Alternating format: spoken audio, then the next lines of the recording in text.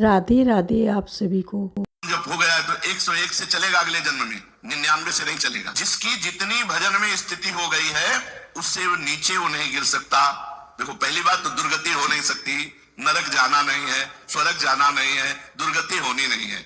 आगे भगवान बताएंगे उसकी गति क्या होगी। उसकी साधना जितनी है वो कभी नष्ट नहीं हो सकती। चाहे जितना बड़ा पाप बन जाए, उस पाप का उसे दंड भोगना पड़ेगा, लेकिन उसकी साधना नष्ट नहीं होगी। ये इस मार्ग का बहुत बड़ा सपोर्ट है कि मानो हम दिन भर भजन किया, हमसे शाम की गलती हो गई तो बोले दिन भर का भजन नष्ट हो गया। नहीं, आपका भजन दिन भर का वो है और जो आपकी गलती हुई वो अलग है। गलती का आपको प्रायश्चित या दंड भोगना पड़ेगा और भजन आपका सुरक्षित है, वो नीचे नहीं गिरेगा, उसकी साधन सामग्री नष्ट नहीं होगी। ये बहुत हृदय को शीतलता पूर्ण। हमने जो नाम जप किया हमारा सुरक्षित है, नाम जप को कभी नष्ट नहीं होगा, कि उसकी दुर्गति नहीं होगी।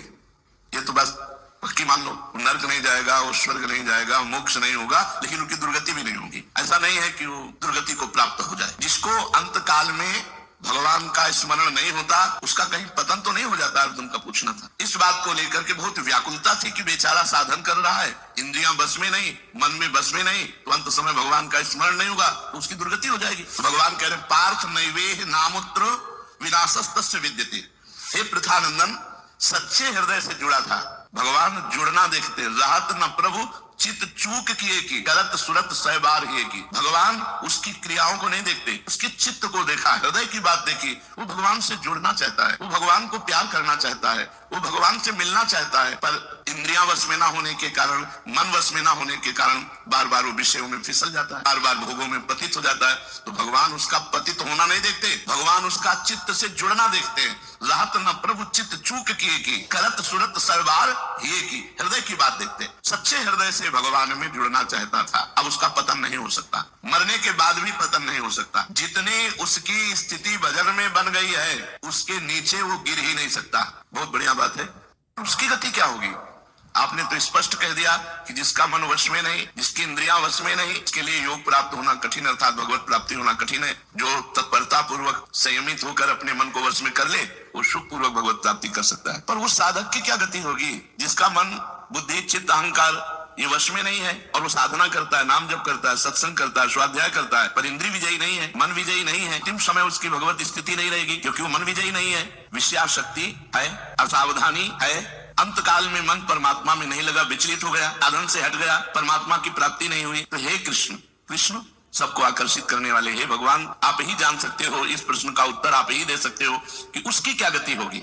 आप पर है कि वो नरक तो जाएगा नहीं, क्योंकि नाम जप करता है। थोड़ा भी नाम जप करता है तो नरक नहीं जाएगा, थोड़ी भी भक्ति करता है तो नरक नहीं जाएगा। अजामिल के प्रसंग में यमराज जी ने अपने दूतों को आदेश किया था कि यदि कोई भी नारायण कृष्ण हरि बोलता है, गले में कंठी बांधे, वैष्णव है, भगवान का दास है, भूल करके मत जाना, तो नरक तो जाएगा नहीं, क्योंकि साधन करता है, नाम जप करता है, पाठ करता है। पर जितेंद्री नहीं, मनोनिग्रही नहीं, इसलिए भगवत प्राप्ति तो होगी नहीं, ये भगवान कह रहे हैं। पर नरक तो जाएगा नहीं क्योंकि नाम जप करता है, और स्वर्ग की इच्छा नहीं इसलिए स्वर्ग नहीं जाएगा, और मोक्ष इसलिए नहीं होगा कि वो मन इंद्रियों को बस में नहीं किया। उसकी गति क्या होगी? काम गतिम कृष्ण गच्छति, वो किस गति को प्राप्त होगा? हे महाबाहु, हे अजान बाहु, संसार के आश्रय से तो वो रहित है और परमात्मा के मार्ग में भ्रष्ट हो गया है, परमात्मा को प्राप्त नहीं कर पाया और संसार के मार्ग को छोड़ दिया है, दोनों ओर से भ्रष्ट हुआ। उसकी क्या गति होगी?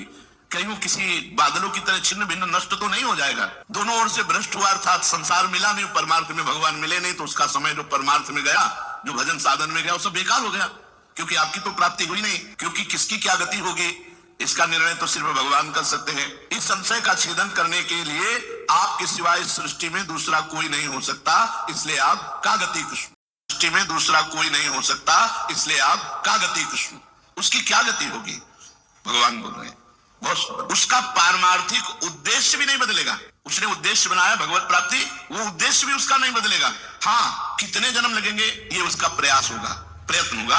वो जन्मता मरता रह सकता है, भजन उसका नष्ट होगा, कम होगा ना, उद्देश्य उसका बदलेगा। वो लगेगा भजन। भक्ति बीज पलटे नहीं, जो जुग जाए अनंत, ऊंच नीच कुल उपजय होए संत को संत। वो कभी ऐसा नहीं हो सकता कि इतना भजनानंदी अब भ्रष्ट हो गया तो वो पतित हो गया, नीच और दुर्गति, अरे सब बेकार, कुछ नहीं। जो गलती हुई उसका दंड मिलेगा, और जहां से वो भजन कर रहा है वहीं से उसकी भजन की स्थिति आगे बढ़ेगी। जैसे उदाहरण में राजर्षि भरत का उदाहरण दिया था कि हिरन पे वृत्ति गई तो हिरन बने, लेकिन गंडकी नदी में खड़े होकर हिरन बन करके भी इतना भजन किया कि अगला जन्म जड़ भरत जी के रूप में ब्रह्म बोध संपन्न महापुरुष के रूप में हुआ। तो भगवान कहते हैं नहीं कल्याण कृत कश्चित दुर्गतिम तात गच्छति। अर्जुन, हे तात, बहुत प्यार भरा संबंध है। उसकी दुर्गति नहीं हो सकती। जो मेरा थोड़ा भी भजन किया है उसकी दुर्गति नहीं हो सकती। साधक के लिए बहुत ही पॉइंट के आश्वासन की बात कह रहे हैं कि थोड़ा भी भजन किया तो उसकी दुर्गति नहीं हो सकती और अगले जन्म में परमात्मा प्राप्ति की लालसा इतनी प्रबल होगी कि वो इंद्रियों मन को वश में कर लेगा। इस जन्म में जो चूक हुई वो अगले जन्म में सुधार लेगा।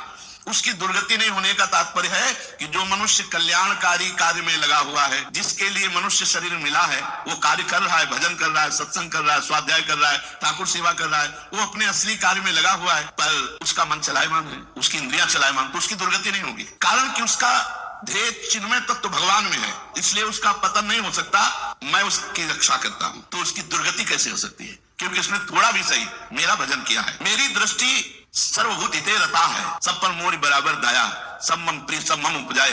मैं सबको प्यार करता हूं। फिर जो मनुष्य मेरी तरफ चल पड़ा, अपना किसी तरह से कल्याण परम हित मानकर मेरी तरफ चल पड़ा, तो मैं उसे सबसे ज्यादा प्यार करता हूं। फिर मैं जिसे प्यार करता हूं उसकी दुर्गति कैसे हो सकती है? प्यार तो सबको करता हूं, लेकिन जो अपना मान करके मेरी तरफ चल पड़ा, मेरा भजन करने लगा, उसकी दुर्गति कैसे हो सकती है? मेरा वो समझे न समझे उससे वास्तविक संबंध तो है ही। ममई वांसो जीव लोके जीव भूता सनातना। वो भले भगवान से संबंध ठीक नहीं लगा पा रहा, लेकिन भगवान तो जान रहे मेरा संबंधी है, मेरा अंश है। संसार के साथ उसका वास्तविक संबंध नहीं है। उसने मेरे साथ इस वास्तविक संबंध को, असली लक्ष्य को उसने स्वीकार किया कि अब इस जन्म में भगवान को प्राप्त करना चाहता हूं, तो चाहे जितना बड़ा गलती पड़ गई, अपराध पड़ गया हो, उससे दुर्गति उसकी नहीं हो सकती। उसका किया हुआ साधन नष्ट नहीं हो सकता। हाँ, दुर्गति उसकी नहीं हो सकती। उसका किया हुआ साधन नष्ट नहीं हो सकता। हाँ, वो देखने में मोहित सा लगेगा कि भ्रष्ट हो गया, तो कोई भजन साधन नहीं, अब तो भ्रष्ट सा हो गया है, साधन छूटा दिखाई देगा। परंतु ऐसी परिस्थिति में भी मैं उसका साथ नहीं छोड़ता। उसने मेरा भजन छोड़ दिया, मेरा साधन छोड़ दिया, लेकिन मैं उसका, जैसे एक सत्संग में दृष्टांत में देते थे कि जगन्नाथ जी की सेवा में श्रीअंग पार्षद रहते थे, उनमें से एक पार्षद वैश्यासन सर्ग करने लगे कुसंग के कारण। तो जब सब पार्षदों को पता चला तो उन्होंने बुलाया और कहा, देखो तुम परम पावन श्री जगन्नाथ जी के अंग सेवी हो, या जगन्नाथ जी की सेवा छोड़ो, वैश्या का संग करो, या वैश्या संग छोड़ो, जगन्नाथ जी का अंग संग करो। तो भगवान की माया से मोहित हुए, साधन से गिरे हुए होने के कारण उन्होंने जगन्नाथ जी का अंग संग छोड़ दिया और वैश्या का अंग संग स्वीकार किया। आश्चर्य की बात कि जब उनका शरीर पूरा हुआ, वैश्यागामी जो अंग संग सेवी थे, तो जब शरीर पूरा हुआ तो जगन्नाथ जी ने स्वप्न में अपने पार्षदों को आदेश किया कि उसकी अंत्येष्टि क्रिया हमारे पार्षदों जैसी की जाए। तो उनका प्रभु स्वप्न में ही कहा कि प्रभु उन्होंने तो आपको छोड़कर वैश्या को स्वीकार कर लिया था। तो बोले उन्होंने छोड़ दिया था, ये उनकी हिम्मत है, हमारी हिम्मत नहीं, हमारा स्वभाव नहीं है, हमारी सामर्थ्य नहीं है। हमने एक बार जिसको पकड़ लिया उसको कभी छोड़ते नहीं। तो भगवान यहाँ कह रहे हैं कि कभी कभी वो मोहित हो जाता है, वो साधन छोड़ता, लेकिन मैं उसे नहीं छोड़ता। ये खास बात समझो, मैं उसे नहीं छोड़ता।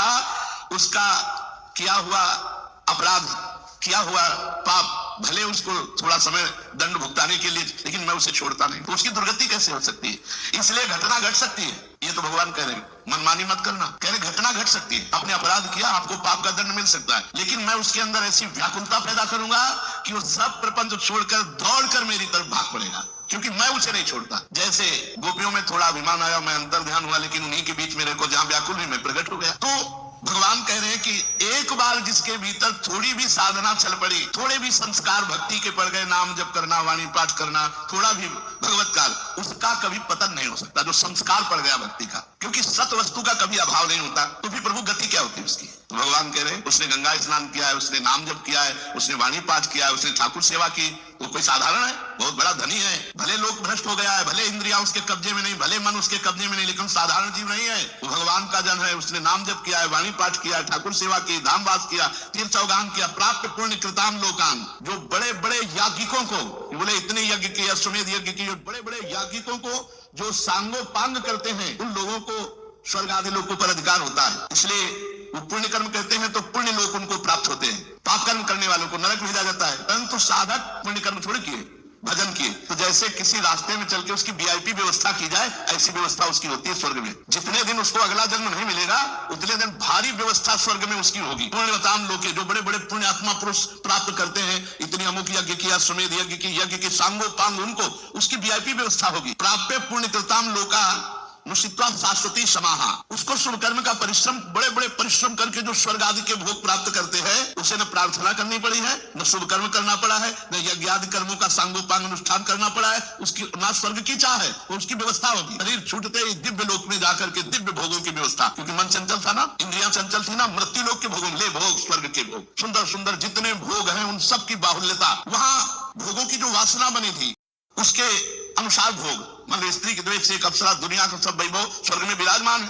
त्रिभुवन में खूब भोगने के लिए सब एकत्रित कर दे, क्योंकि भजनानंदी कोई साधारण थोड़ी है, उसकी वीआईपी व्यवस्था हुई। अब अंत समय से साधन में विचलित बना हो जाने के कारण बड़े बड़े परिश्रमों से, पुण्यों से प्राप्त होता है, वैसे स्वाभाविक रूप से रास्ते में प्राप्त होना है, ये उसकी गति नहीं है, ये अयाचिक वृत्ति से उसकी वीआईपी व्यवस्था है कि ले जा रहे हैं तो रास्ते में थोड़ी के कोड़ा मारते, पानी भी नहीं पिया रहे, धूप में ले जा, नहीं, सीधे उसको आनंद पूर्वक स्वर्ग आदि लोगों की दिव्य भोग वृत्तियां, जिन भोगों के लिए वो विचलित रहा है मनुष्य साधना करते समय, वो सारे भोग उसको वहां प्राप्त होंगे। वहां रहने पर इतना भोग दिलाया जाता है कि उसकी अरुचि हो जाती है स्वर्ग के भोगों से। मर्तलोक में आके दोबारा फंसेगा क्या? स्वर्ग के भोगों से अरुचि हो जाती है, जहां आसक्ति रही है वो भोग ही भोग उसको व्यवस्था कर दी जाती है, घृणा हो जाती है उसको स्वर्ग में ही भोगों से, इतनी वीआईपी व्यवस्था। क्योंकि अंदर से तो भजन था, उद्देश्य भगवान की प्राप्ति का था, तो स्वर्ग आदि के भोग भोगने पर उसे घृणा हो जाती है। वो अपनी वासना जो अंदर थी, जिनके कारण इंद्रियों मन को जीत नहीं पाया, वो देख लेता है, अरे अब ये तो मर्त्य लोक के भोग है, स्वर्ग के भोग, उसको वहां उसके अंदर घृणा हो जाती है। उसित्वा शाश्वती समा,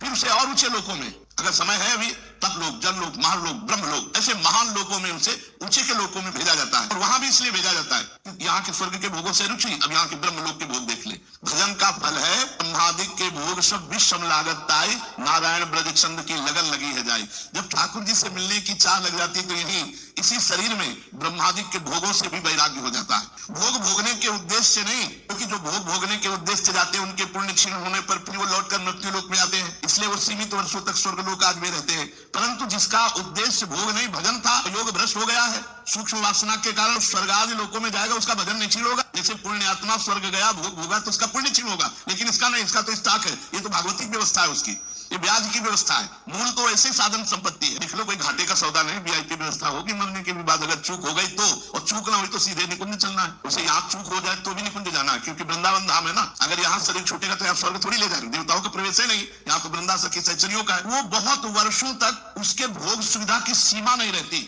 ऐसी व्यवस्था होती है। अच्छा, जो भोग भोगने के उद्देश्य से ऊंचे लोकों में जाते हैं उनको फिर पतित होना पड़ता है, लेकिन ये योग भ्रष्ट जब ऊंचे लोकों में जाता है तो पतित नहीं होता, उसकी साधन संपत्ति प्रकाशित रहती है ज्यों की त्यों, और उसका सद्भाव जागृत रहता है। सब मिथ्या है, भगवान मिथ्या करवाते करवाते ब्रह्मलोक तक के भोगों का मिथ्या। अब उन सुख भोगों को भोगने के बाद शुचि नाम श्रीमताम गेहे योग भ्रष्टो भी जाते।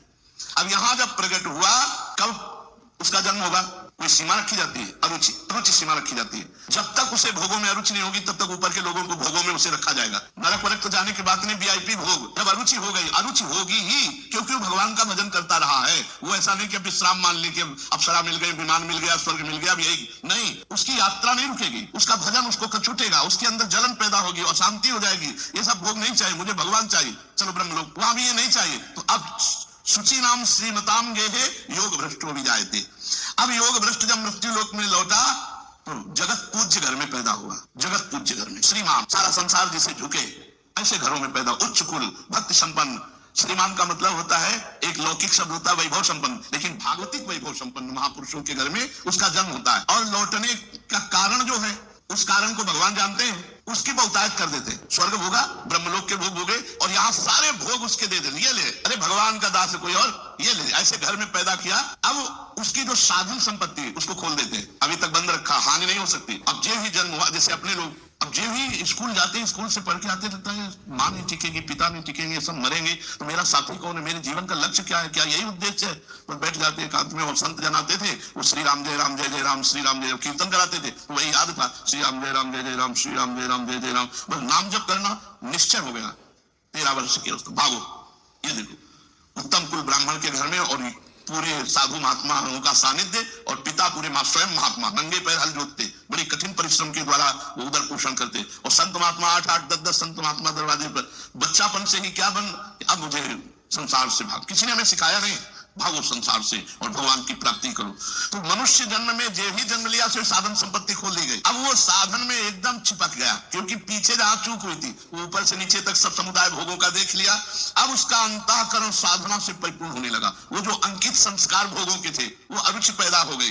योग भ्रष्ट अज्ञात रूप से पुनः ऐसी साधना में लग गया जिसमें किंचन मात्र भी इंद्रिय और मन का मनोरंजन नहीं, पूर्ण इंद्रिय विजेता, पूर्ण मन को संयम में करके। अब वो ऐसी योग भ्रष्ट जो पुरुष था, श्रीमानों के घर में जन्म लेकर के वो भोगों में फंसेगा नहीं, पुनः भजन में बड़ी तेजी से चल देगा और ये उसका आखिरी जन्म होगा, तेजी से भजन करके भगवत प्राप्त हो जाएगा।